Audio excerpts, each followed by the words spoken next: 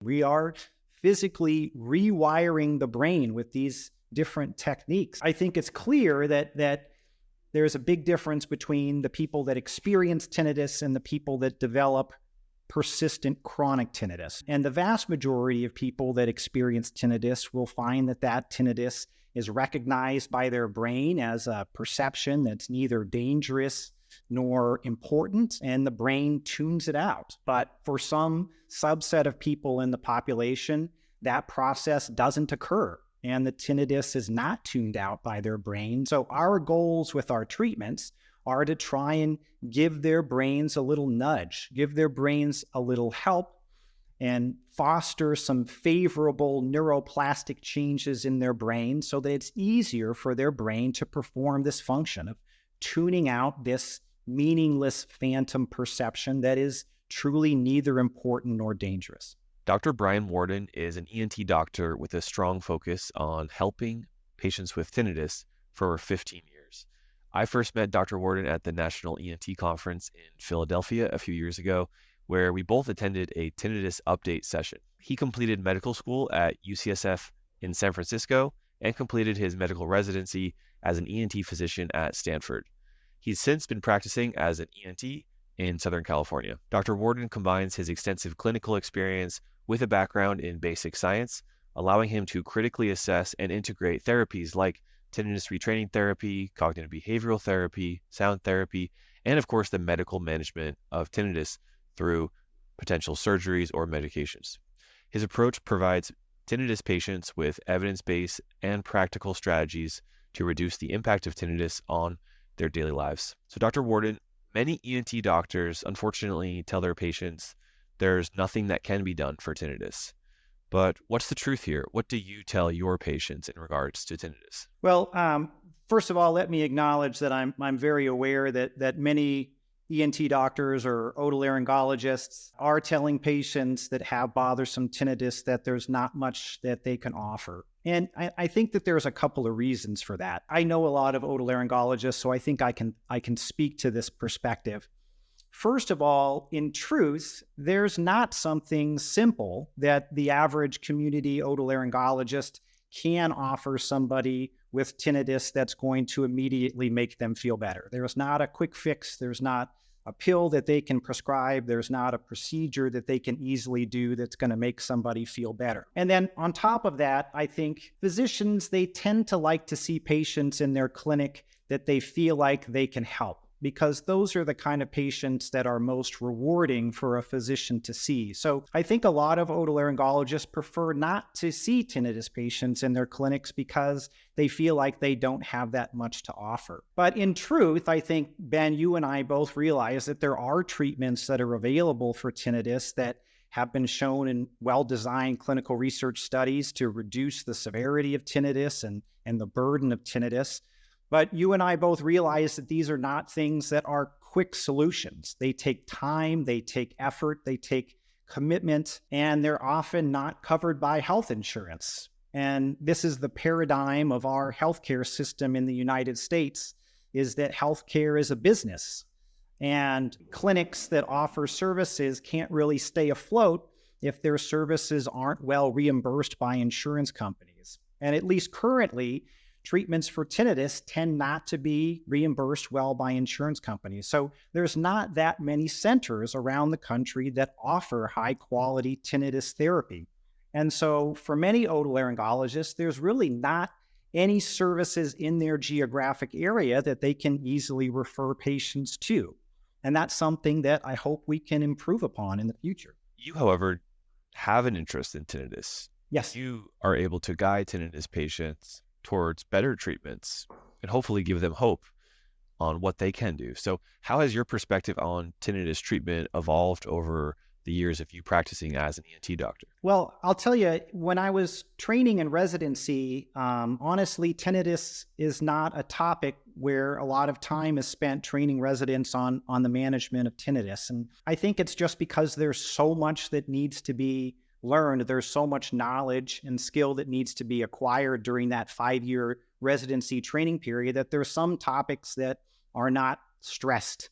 And I think that there tends to be more emphasis put on the acquisition of surgical skills than skills like helping people with bothersome tinnitus. So when I came out of training, I was not well versed on the best ways of managing patients with tinnitus.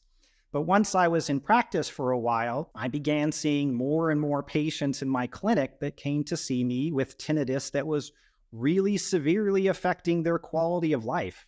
And to be honest, I felt terrible that I didn't have something readily available in my tool belt of medications and procedures that I could readily prescribe to these patients to help alleviate their suffering.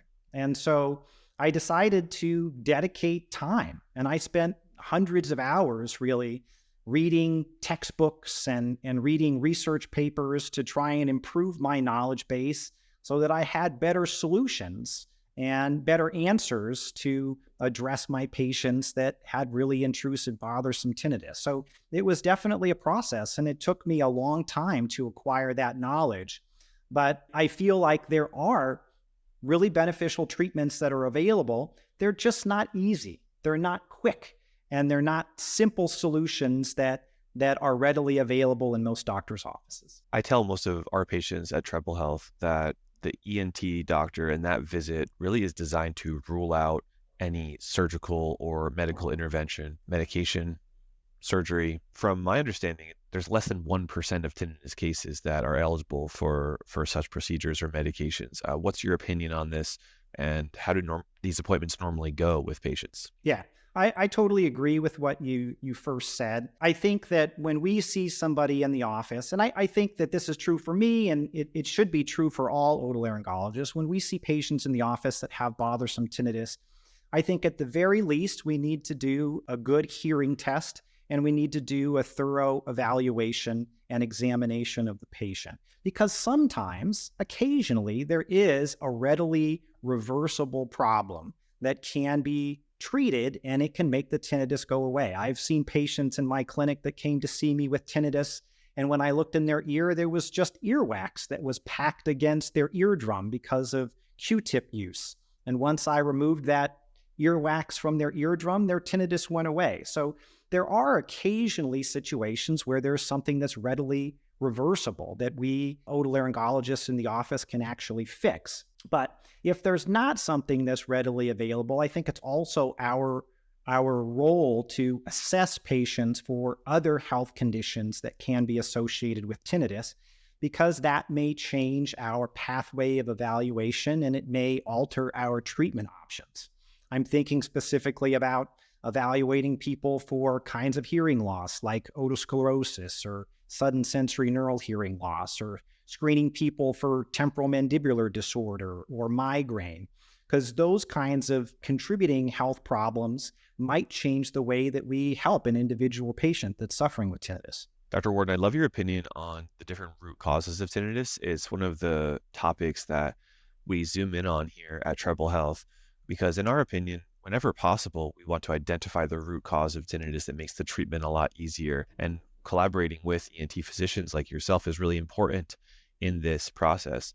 So what's your opinion on various root causes or different factors that can create tinnitus from your experience? Yeah, I think that tinnitus sufferers are a heterogeneous group of people. And I think that that's one reason why we have trouble coming up with models of tinnitus that easily explains everybody that suffers from that condition, or treatments that are going to work for everybody. Because I think that there are different subtypes of tinnitus. I think that likely there's different neurobiology going on among tinnitus sufferers. I think that a 70-year-old person that has tinnitus in the setting of high-frequency sensory neural hearing loss has a different condition than the 30-year-old that has tinnitus in the setting of migraine, or the 40-year-old that has tinnitus in the setting of anxiety and temporal mandibular disorder. So I think that when we move forward with our understanding of tinnitus and our development of treatment options for tinnitus, I think that's going to be something key to understand, that not all tinnitus sufferers are the same. If you'd like to schedule a free consultation to explore which tinnitus treatment is right for you, click the link right there to book a free call today. My team will take care of all the next steps to help you. Now, back to the podcast with Dr. Worden. Let's go through some basic data objective tests or even in-person evaluations that you would recommend that anyone receive from an ENT physician. What comes to mind is the hearing test, often done by an audiologist like myself, that provides the data on how well can both ears hear at various pitches. The most common results there that I see would be a mild or moderate high pitch hearing loss in both ears that is linked to the tinnitus. Right. Then there's the physical evaluation of the jaw. You mentioned the temporal mandibular joint, potentially neck issues as well. Yes. And then you alluded to other pieces like potential migraine or more central nervous system components. So what are the things that you want to rule out when you're doing an evaluation with a new tinnitus patient? Yeah, again, I think that it has to do with getting a good, thorough history and doing a good physical examination. So when somebody comes in to discuss their tinnitus, I'm not just going to be talking about their tinnitus. I'm going to be asking them about other ear-related symptoms. Do they have ear pain? Do they have ear fullness or pressure? Do they have headaches? Do they have dizziness and vertigo? Have they had a lot of loud noise exposure? Have they suffered from head trauma? Do they have a history of frequent ear infections or ear surgeries in the past? Do they have any knowledge of clenching or grinding their teeth, or has their dentist ever commented on that sort of thing? Is there a history of cervical spine injury or a whiplash injury in the past? And so after getting a good thorough history, then we're going to do a good physical examination as well, which obviously is going to involve examining the ear. And in the majority of patients that I see that have bothersome tinnitus, their ear exam is pretty normal. But you mentioned a good battery of audiologic tests. That includes the pure tone audiometry, as well as speech discrimination, tympanometry, otoacoustic emissions, and those sorts of things. And absolutely, I'm going to be feeling around their jaw joints. I'm going to be feeling the muscles in their necks. And I'm going to be asking screening questions about migraine and asking them if there's family history of migraine and that sort of thing. So there really is a pretty extensive evaluation that goes into getting a good picture of each individual patient that comes to see me in clinic that is having bothersome tinnitus. That makes a lot of sense. And our general approach for patients that we work with is find the low-hanging fruit for treatment, right? So if there is issues with jaw, let's pursue treatment for that because that could be related to tinnitus, especially Absolutely. if it's on one side, the same side as their tinnitus, right? Absolutely. Other things like treating hearing loss, that's another really easy low-hanging fruit that can make a pretty quick difference in a lot of patients' experience with tinnitus. I agree, for sure. So let's decide on what do we do next? And in your opinion, the majority of tinnitus cases, is it related to the ear? Is it related to the auditory brain? Is it related to the neck or the jaw? Can you give us some estimates on what percentage of patients that you saw in your clinic and the different root causes or the factors at play? Yeah. I mean, I think in the patient population that I treat, which tends to be more on the older side of the age spectrum, the majority of patients that we see that have tinnitus in the setting of some hearing loss. Okay. But we do certainly see some patients that have normal hearing tests, at least at the frequencies that are tested with standard audiometry. Some of those patients, of course, may have hearing loss at frequencies above 8,000 hertz that perhaps contributes to tinnitus, but we don't routinely in our clinic measure frequencies above 8,000 hertz. But the majority of the patients that I'm seeing have some hearing loss that probably played a role in the initial generation of their tinnitus. Now, I think it's clear that there's a big difference between the people that experience tinnitus and the people that develop persistent chronic tinnitus, because a very large percentage of the population experiences tinnitus at some point in their life after having a loud noise exposure or maybe some trauma to their ear or an ear infection or something like that. And the vast majority of people that experience tinnitus will find that tinnitus is recognized by their brain as a perception that's neither dangerous nor important, and the brain tunes it out. But for some subset of people in the population, that process doesn't occur, and the tinnitus is not tuned out by their brains, and it persists as a symptom that causes them some distress. And the reason for that is not entirely clear, but there are certainly some theories out there. I think that it's much more likely that a person develops persistent tinnitus if they first develop their tinnitus at a time that they are under a lot of stress or under a lot of tension. And the reason for that is because when our body's stress response is in overdrive, our brains are in fight or flight mode, and they're constantly scanning the environment for threats.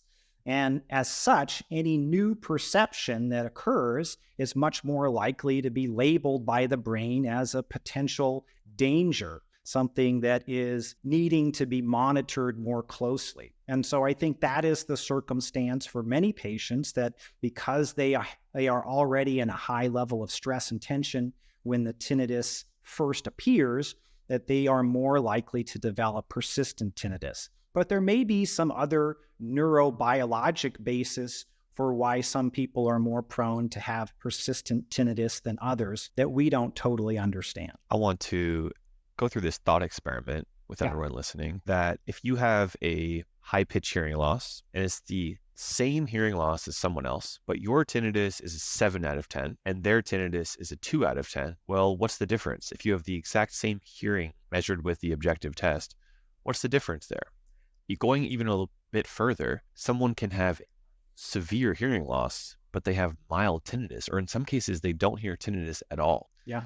So, Dr. Worden, what is really going on there? What part of the brain is responsible for this difference? Yeah, that's a great question. And I don't think anybody can answer that question with certainty, but I do have a couple of thoughts on it. First of all, I think that there's a big difference between different individuals and how they respond to the tinnitus, because the tinnitus signal itself is inherently neither good nor bad. It is just a phantom auditory perception.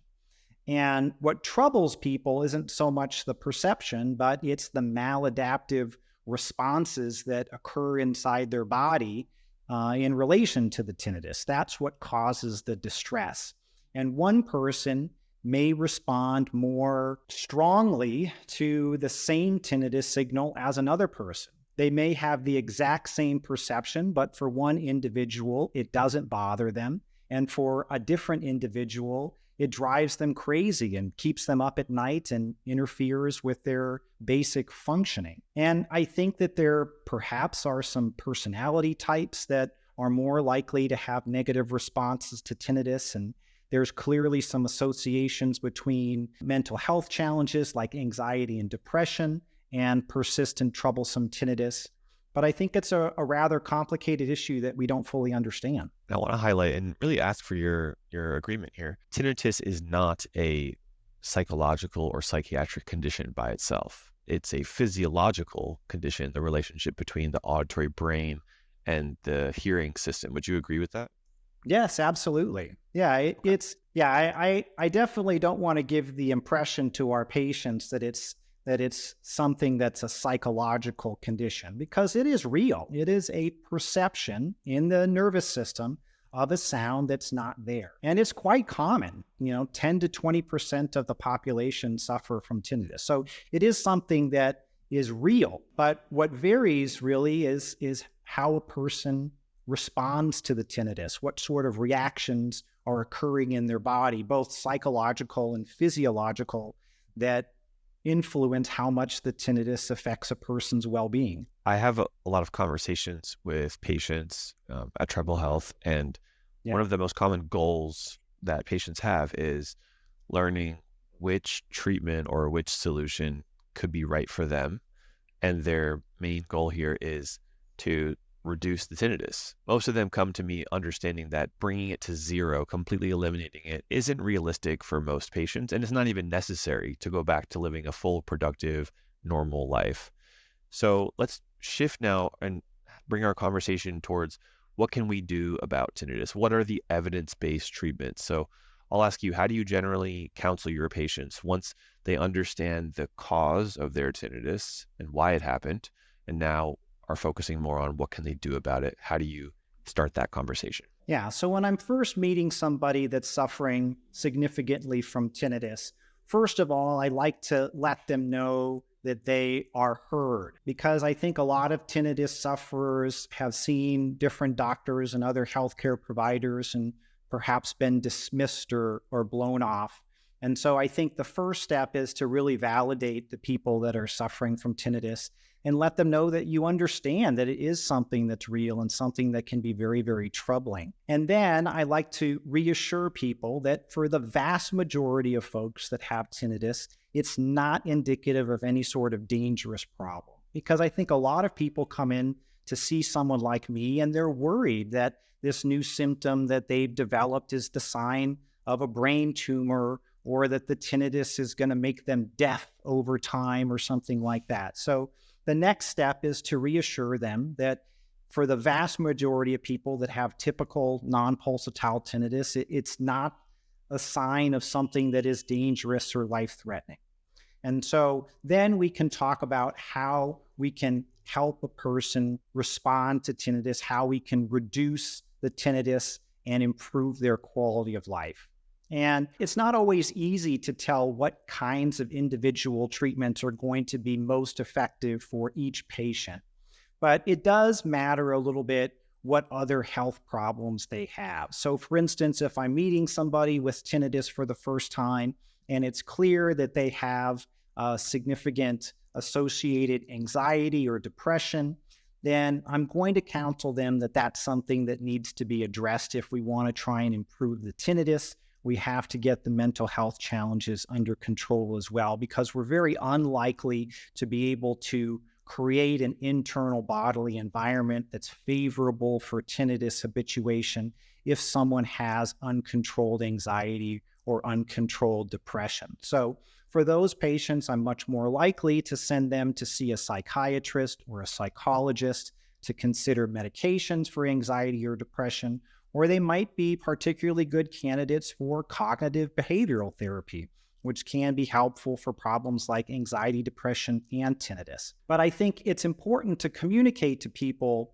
that the goal is to create an environment in their body that makes it easier for their brain to tune out the tinnitus. And I remind people that our brains are very capable of doing this, and that the vast majority of people that experience tinnitus do habituate to it. But for some people, through no fault of their own, that habituation process is blocked or impaired in some way. So our goals with our treatments are to try and give their brains a little nudge, give their brains a little help, and foster some favorable neuroplastic changes in their brain so that it's easier for their brain to perform this function of tuning out this meaningless phantom perception that is truly neither important nor dangerous. And in addition to the cognitive therapies that you mentioned, which are evidence-based and certainly provide a lot of benefit to patients, what other approaches have you or your colleagues found successful with tinnitus treatment? Yeah, so the treatments that I'm most often recommending to people are cognitive behavioral therapy, modified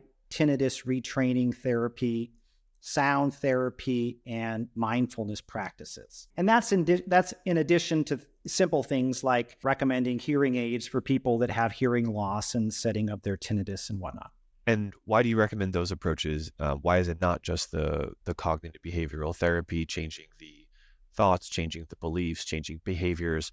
Why is it also these other approaches, which may include dedicated sound therapy treatment or potentially guided breathing? Why are those other approaches as well? Well, because again, I think that tinnitus sufferers are a heterogeneous group of people, and it's very unlikely that there's going to be one treatment approach that's going to work for everybody that has bothersome tinnitus. So my goal is to try and empower patients and to give them a series of tools to make them feel like they have more control over their tinnitus recovery, to make them feel like they have more agency. I give them this tool belt of various approaches that can help change their neurobiology in healthy ways and help them to take back control of their hearing and tinnitus health. And could you comment on some of the evidence or the medical literature, the evidence-based studies? How did you get to the point where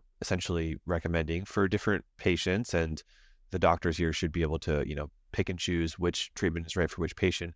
Yeah. Essentially, just a review, you recommended, CBT, cognitive behavioral therapy. At times, you recommended tinnitus retraining therapy or a dedicated sound therapy treatment, and at Mhm. times mindfulness or, guided breathing exercises as well. So what does the evidence say in regards to those approaches for tinnitus? Yeah, I certainly am a physician that has an evidence based practice. So, all of these things that I recommend for my patients with tinnitus are supported by good quality clinical research. So, I think cognitive behavioral therapy is the approach that probably has the most robust clinical literature supporting it.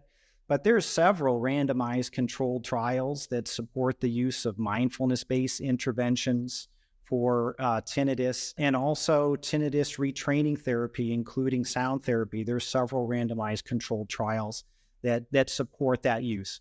And I think that for some people, tinnitus retraining therapy in its original form has fallen out of favor, but I still think that there is a lot of value behind the basic approach that is outlined in tinnitus retraining therapy, which is a combination of counseling and different forms of sound therapy. Dr. Paul Jastroboff, who is the founder of tinnitus retraining therapy, neuroscientist, is one of my biggest mentors. I still have Yeah, a close relationship with him, and great. completely agree that through all of the podcast interviews I've done with researchers, with professionals, most of the knowledge of tinnitus goes back to studying tinnitus retraining therapy with Yeah, Dr. Jastroboff. And of course, as it should, that as we evolve as a profession, ENTs, audiologists, psychologists, we should be creating new modified approaches and more for sure. personalized approaches. I wanted to touch on the fact that the ENT physician who doesn't do the surgery or provide the medication for the tinnitus patient often recommends that the patient goes for treatment or therapy with a different provider. So I thought perhaps we could talk about what are the actual outcomes here? How much better can someone with tinnitus get? Because a lot of the work that we do is the treatment and the therapy part of it. Hmm. So we're actually meeting with patients, at least, working with us, we're meeting with them generally every 2 weeks for about a 4 month period. And a lot of the treatment effect can take place there. But I Yeah, know that's not the system that most ENT physicians are in. So maybe we right. can talk a bit back and forth about how much better can a tinnitus patient really even get? What are your thoughts on how much this thing can reduce, how much tinnitus can lower or get better? Yeah, I think there's huge variation there. And I think when we're counseling somebody about tinnitus treatment, we have to set reasonable expectations because not everybody with tinnitus is going to find that their tinnitus totally disappears. But some patients do. Some people respond so well to treatment that their tinnitus fades into the background of their awareness and they're really not even aware of it anymore. I think the more common situation is that tinnitus becomes quieter and less bothersome, but it's still there. And if somebody really pauses and focuses their attention on it, they can be aware of their tinnitus, but it's not something that is constantly hijacking their attention and negatively affecting their quality of life on a day to day and moment to moment basis. So I think that for the majority of patients, that's really what we're aiming for. We're trying to reduce how much the tinnitus is negatively affecting their quality of life. We may not make the sound totally go away. We're really more trying to reduce the burden. We're trying to reduce how much it's tormenting a person, how much it's negatively affecting their functioning and their quality of life. Absolutely. One of the main tools that we use is called the Tinnitus Functional Index, and it's Mhm. used by researchers and clinicians, doctors. Yeah. What we do is we measure tinnitus, and it gives us a score of 1 to 100. 1 being Yes. tinnitus is not a problem at all; it's basically not there. 100 being this may be the most severe health problem the patient's ever gone through, Yeah. and we can track the outcomes over time. Mhm. This measures the different areas of tinnitus. I know you're aware of this tool. Sure. And working with Dr. Jastroboff recently, one of the things he impressed upon me was how, in his opinion, we shouldn't just say that tinnitus treatment is successful if we reduce tinnitus by, say, 15 points on the TFI, which from clinical standards is considered a significant reduction. But if Right. someone has a severe level of tinnitus and they reduce their tinnitus score by 20 points, they're still dealing with a very intense level of tinnitus. Right. So maybe a better perspective is to say, if the patient can bring their tinnitus down to the mild level, let's say a 1 or a 2 or perhaps a 3 out of 10, that would be successful because that is the kind of tinnitus that millions of people, including myself, by the way, millions of us are living with mild degrees of tinnitus where, yeah, we're somewhat aware of it for maybe an hour or so each day in a quiet place, but otherwise it's really not an issue. And even when we hear it, it's a background sound. So Yeah. when I work with patients, and I love your opinion too, I would say my goal for most patients is to bring tinnitus down to the mild level, For right? sure. Yeah. And I think that yeah, you brought up an important point when we use these validated survey tools, whether it's the TFI or the THI, those are tools that are designed for research purposes so that they can evaluate in an objective way how much a particular intervention is improving the burden of tinnitus.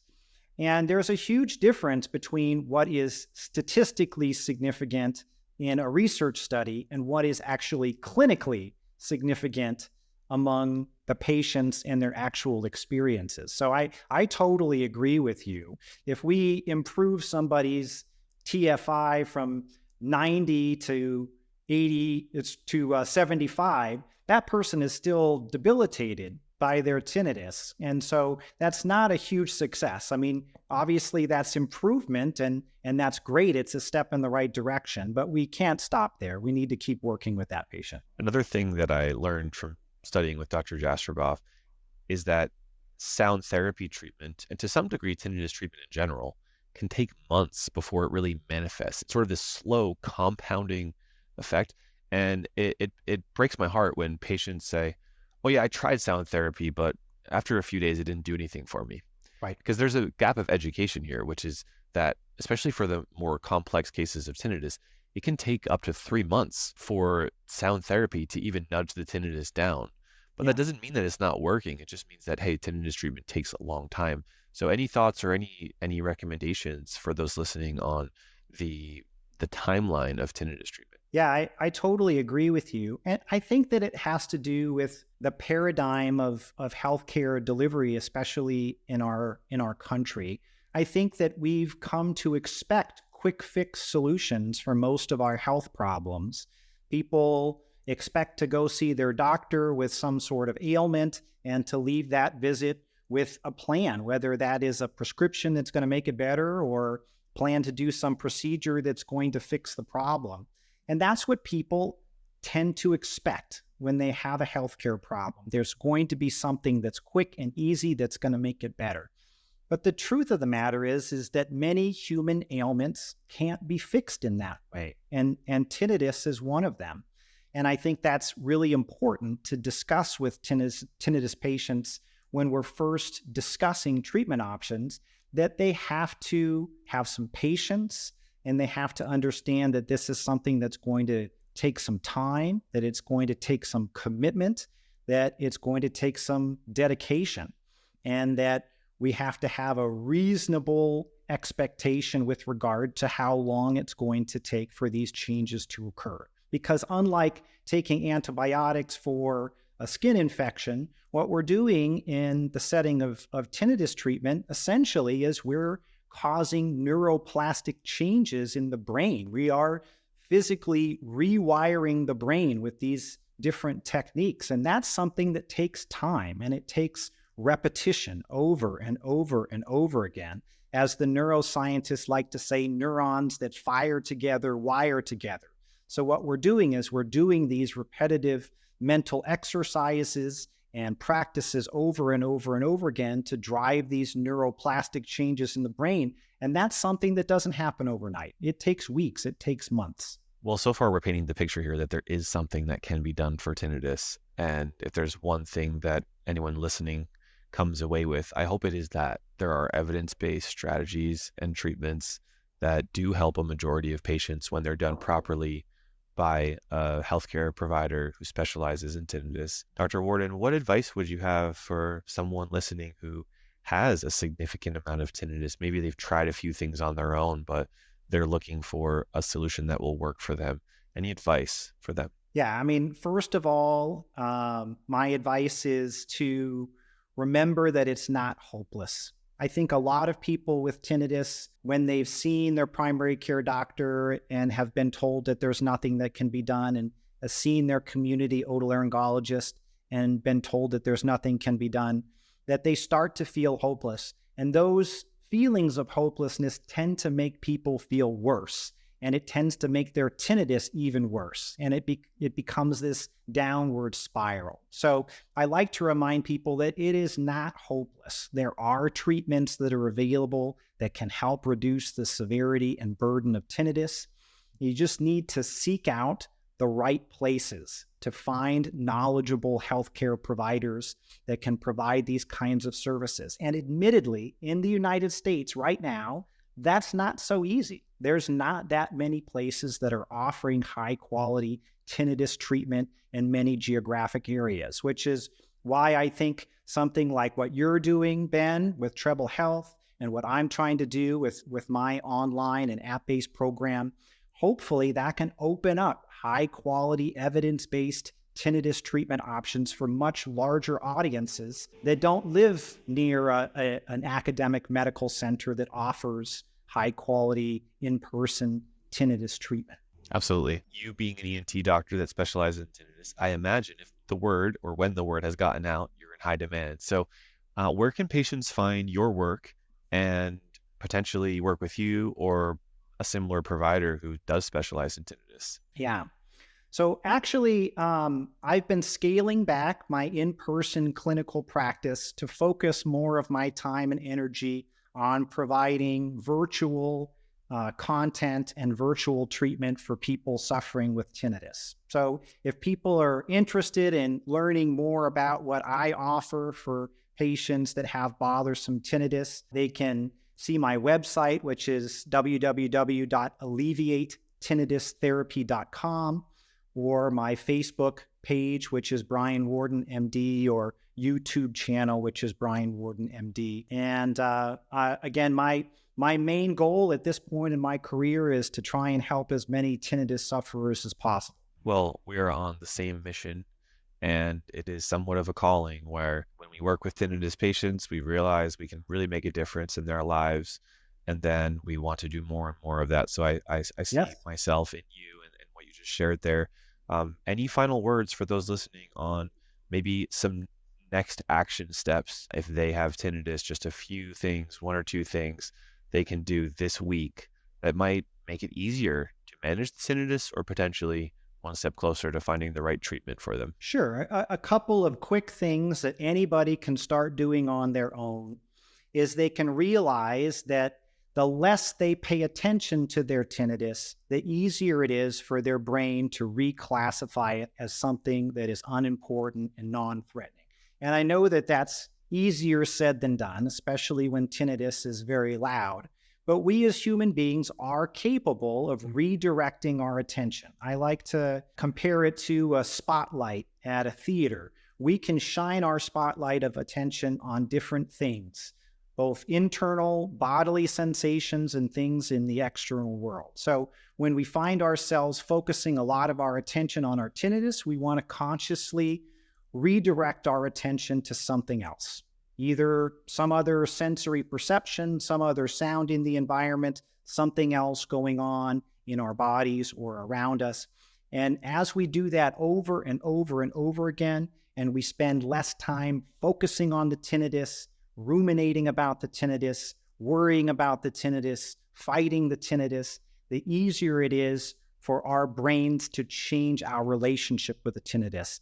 And it's easier then for our brains to start tuning the tinnitus perception out. The other thing that's really easy for almost anyone to do is some basic low-tech sound therapy at home. A lot of our patients report that their tinnitus is much more noticeable in quiet environments when there's not a lot of other noise that is partially masking the tinnitus or occupying a person's attention.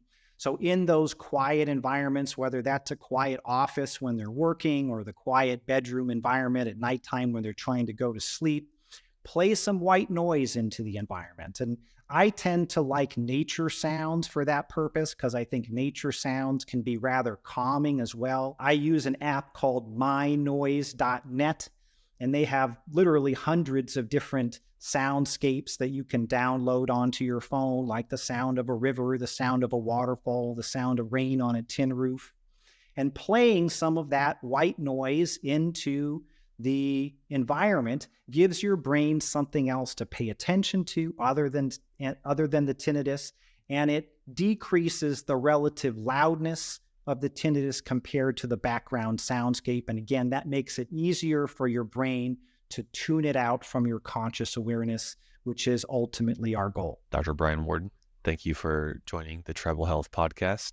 It's been a pleasure. I have a strong feeling that we'll be in touch soon and be able to collaborate on more information and content for our patients.